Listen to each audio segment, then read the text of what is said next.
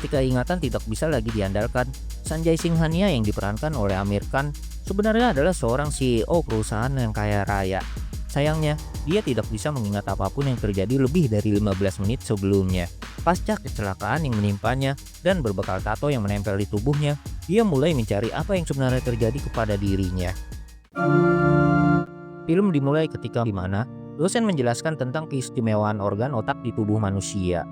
Sunita, seorang mahasiswa kedokteran, tertarik tentang kasus amnesia anterograde yang dialami Sanjay Singhania, CEO Air Voice, sebuah perusahaan telekomunikasi. Kasus kesehatan Sanjay akan dijadikan Sunita proyek penelitian kuliahnya. Namun, niat Sunita yang menjadikan Sanjay bahan penelitiannya melawan keinginan profesornya, Dr. Dev Kumar Mitra. Karena sampai saat itu Sanjay sedang menjalani penyelidikan kasus kriminal oleh kepolisian.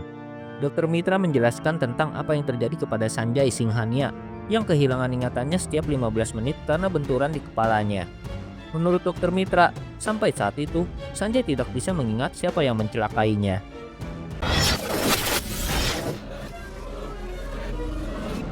Di tempat lain, Sanjay sedang menghajar seseorang dengan kejam tanpa belas kasih.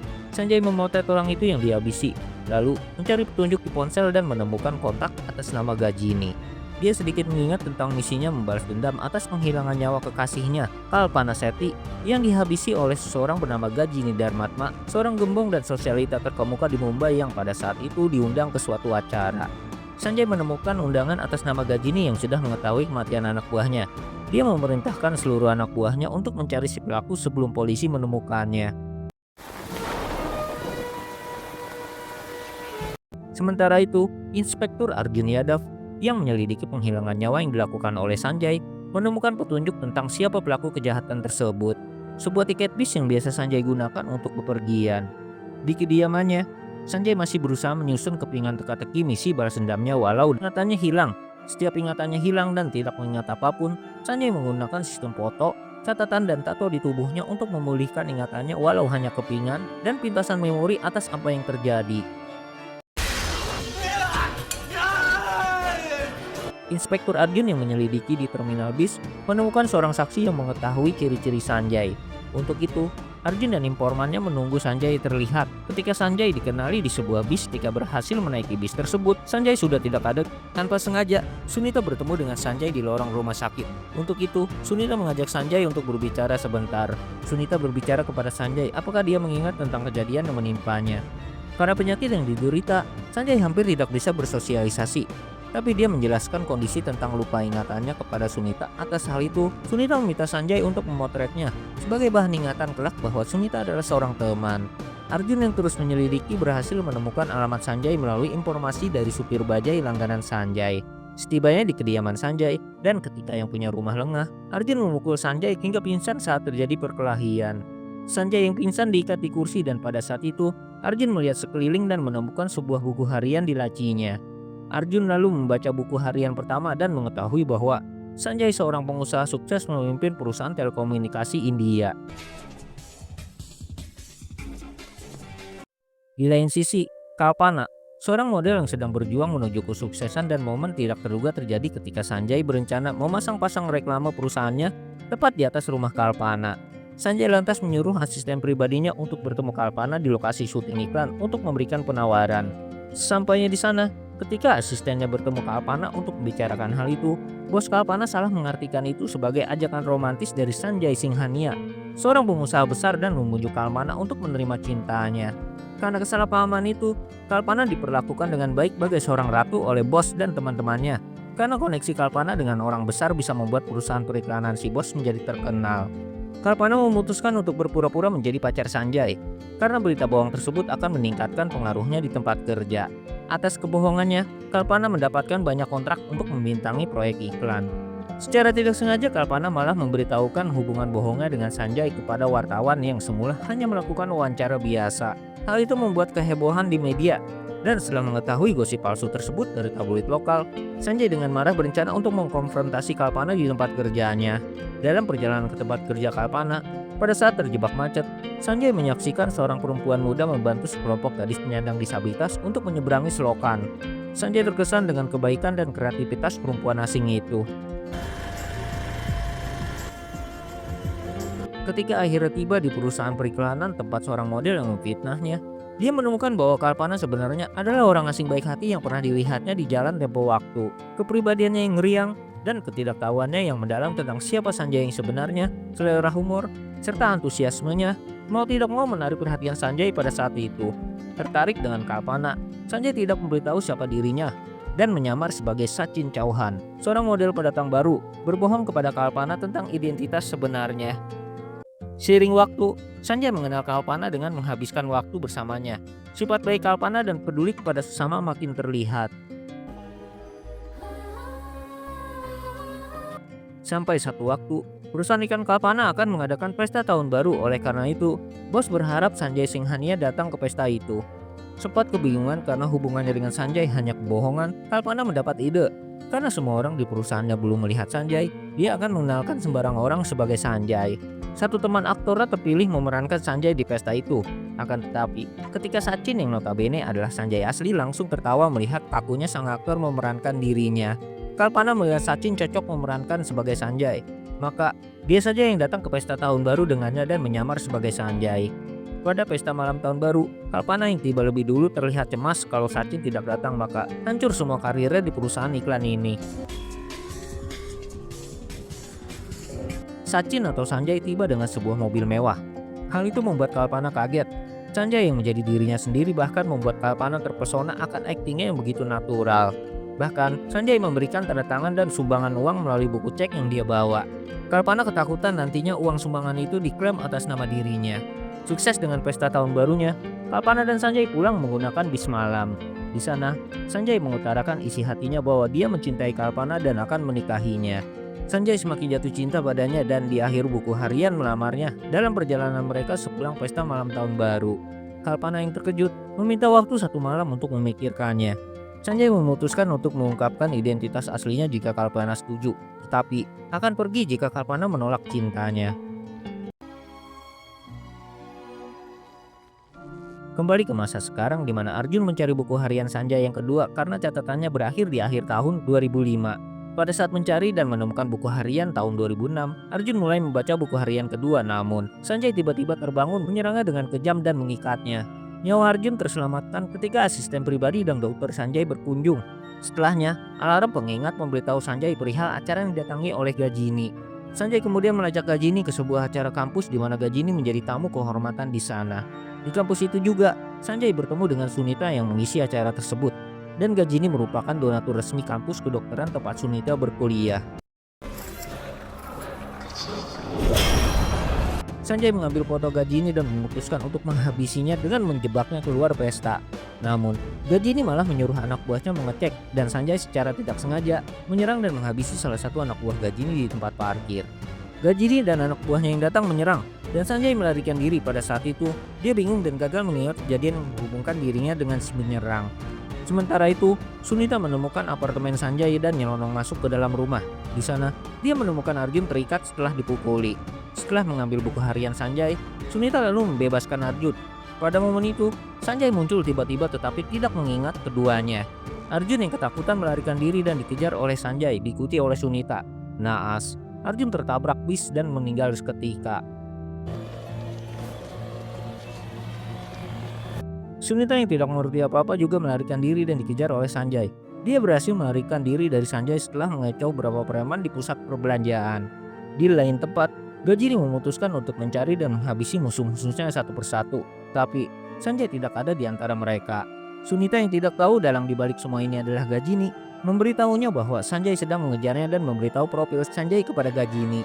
Sejak saat itu, Gajini mengetahui siapa musuhnya dan penyakit lupa ingatan yang diderita Sanjay. Dibuatlah rencana untuk menyergap Sanjay di apartemennya. Akan tetapi, Sanjay malah ke rumah Gajini yang tidak ada orang dan berniat menyergapnya juga. Kedua orang ini saling menunggu di rumah musuhnya masing-masing. Sunita yang tidak tahu dan mengira si penjahatnya adalah Sanjay, tanpa sepengetahuan Sunita, dia menelpon ke rumah Gajini untuk meminta pertolongan karena Sanjay memiliki fotonya. Sunita secara tidak sengaja berbicara dengan Sanjay, bukan Gajini, karena Sanjay telah menyelinap ke rumah Gajini. Sanjay menanyakan alamatnya dan pergi ke sana segera. Di sana, Sanjay menyerang Sunita di asrama yang pada akhirnya Sunita berhasil menjebak Sanjay di lift dan menghubungi polisi untuk menangkap Sanjay. Setelah Sanjay ditangkap, Sunita teringat buku harian yang dia ambil di rumah Sanjay. Dia membaca buku harian itu dan mengetahui tentang Kalpana.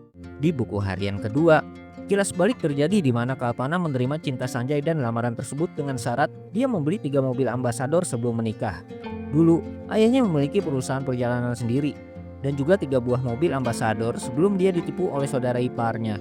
Pada keesokan harinya, Kalpana menjual semua perhiasannya dan membeli 1 mobil ambasador untuk memulai bisnis perjalanannya.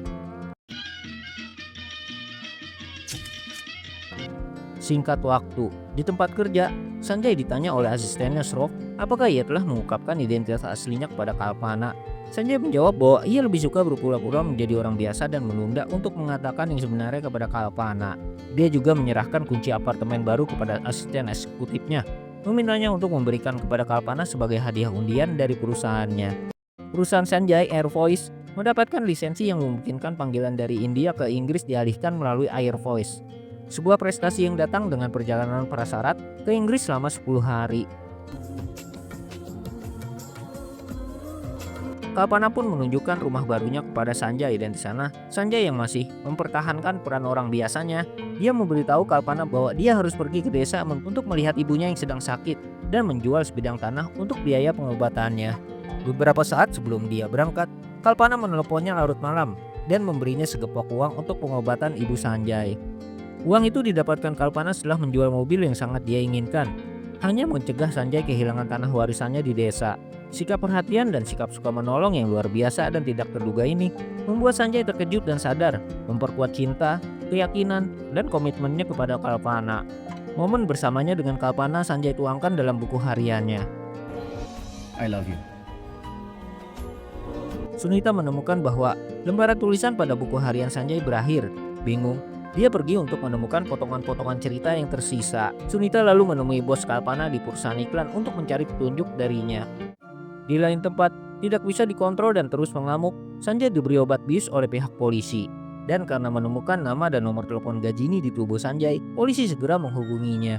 Gajini diberitahu oleh polisi tentang barang-barang milik Sanjay dan dia berpura-pura menjadi teman Sanjay saat itu. Tidak lama kemudian, karyawan dan dokter Sanjay datang dan membawanya pulang. Singkat waktu, pada malam hari, Gajini dan anak buahnya merangsek masuk ke rumah Sanjay.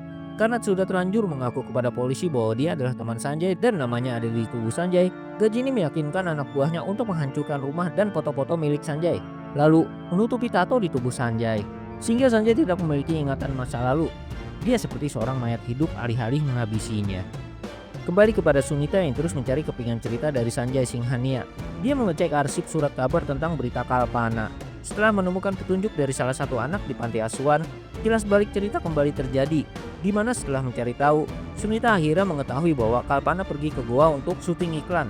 Di dalam kereta, dia secara tidak sengaja bertemu seorang gadis yang bertemu Sunita nantinya. Gadis itu merupakan korban perdagangan manusia dan berhasil lolos dan bersembunyi di gerbong Kalpana berada. Gadis itu berkata masih banyak lagi orang seperti dirinya di gerbong depan. Kalpana bersembunyi dari kejaran penjahat di kamar mandi kereta. Dan walaupun sudah memberikan perhiasannya, para penjahat tetap membawa gadis buruannya. Beruntung, di gerbong lain sekumpulan tentara juga menggunakan kereta tersebut. Atas aduannya, para tentara membebaskan sekelompok gadis dari jaringan perdagangan manusia dan organ. Setelah bebas dari penjahat, dalam perjalanan kereta kembali ke Mumbai bersama para gadis yang dibebaskan, Sanjay meneleponnya dan Kalpana menceritakan pengalamannya. Lega karena Kalpana baik-baik saja, Sanjay mengakui bahwa dia mengagumi kebaikan hati dan sifat tolong-menolong Kalpana yang sesungguhnya. Sanjay dengan tenang menyinggung rahasianya tanpa membocorkan apapun. Tapi, dia berjanji untuk berterus terang begitu kembali dan bertemu Kalpana. Berita penyelamatan gadis-gadis di kereta itu menjadi berita viral dan memicu perburuan nasional oleh polisi yang mulai membongkar operasi kejahatan tersebut. Kembali di Mumbai, pada malam harinya seorang polwan menelepon Kalpana bahwa gadis yang dia selamatkan berkurang 2 orang di rumah sakit. Bergegas, Kalpana menuju rumah sakit. Di sana, Gajini mengkonfrontasi Kalpana ketika dia menemukan 2 gadis hilang. Preman kejam bernama Gajini mengaku telah menghabisi gadis-gadis itu dan membuang mayat mereka di laut karena mereka melaporkannya ke polisi. Malam harinya, polwan tersebut kembali menelepon Kalpana dan memberitahu bahwa Gajini telah bersiap untuk menghabisinya dan para anteknya telah bersembunyi di dalam rumah. Ibu polwan menyarankan Kalpana untuk tidak pulang Tetapi sudah terlambat karena dia sudah berada di dalam rumah. Ketika akan diserang oleh para penjahat, listrik di rumah padam. Hal itu menjadi momen Kalpana untuk bersembunyi dari para penjahat. Malam itu juga, Sanjay yang tiba dari London dengan bunga di tangan bersemangat untuk bertemu tunangannya. Sanjay membunyikan bel pintu dan mengetuk, tapi para penjahat di dalam rumah yang dikirim untuk menghabisi Kalpana bersembunyi dan menunggu Sanjay pergi setelah dia yakin rumah itu dalam keadaan kosong.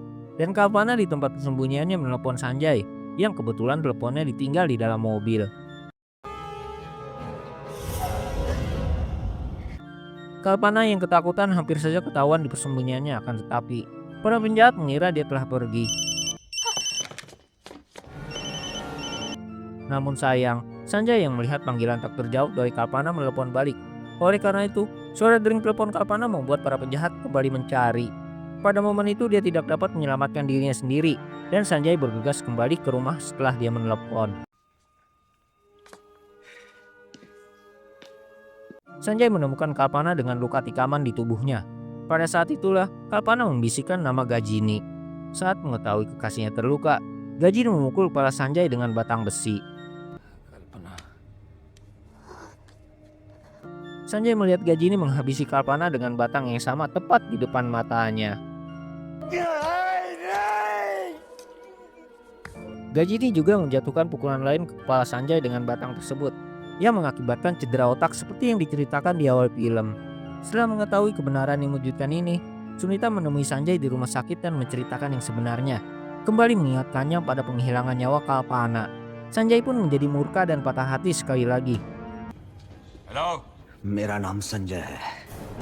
Sunita lalu membantu melacak Gajini ke markasnya. Dengan penuh amarah dendam, Sanjay merangsek masuk dan menghabisi banyak anak buah Gajini.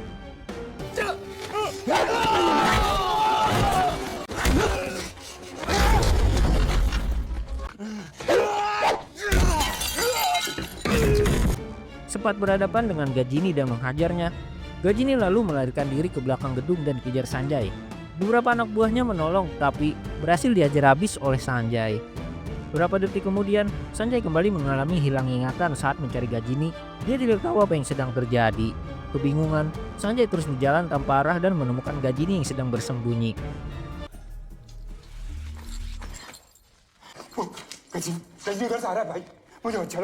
Gajini memanfaatkan situasi di mana Sanjay amnesia dan menikamnya. Gajini juga menyandera Sunita dan mengira Sanjay sudah lemah. Gajini justru menceritakan semua kisah mengerikan tentang bagaimana ia menghabisi Kalpana.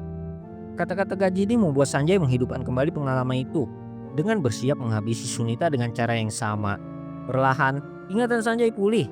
Alam bawah sadar mengingat akan kejadian yang menimpa Kalpana. Sanjay lalu melawan balik dengan kekuatan yang dipicu amarah dan dendam.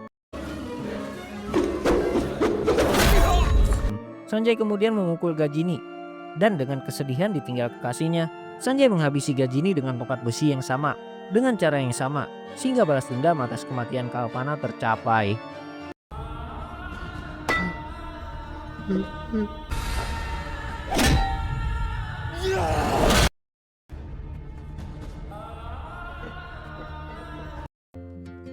Enam bulan kemudian, Sanjay tetap sebagai CEO Air Voice dan menjadi sukarelawan di sebuah panti asuhan yang dinamai Kalpana.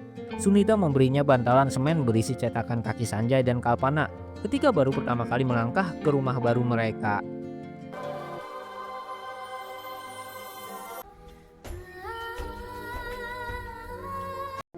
Di akhir film, Sanjay merasa Kalpana berada di sampingnya. Sampai jumpa di video Ayah Dadang selanjutnya. Bye!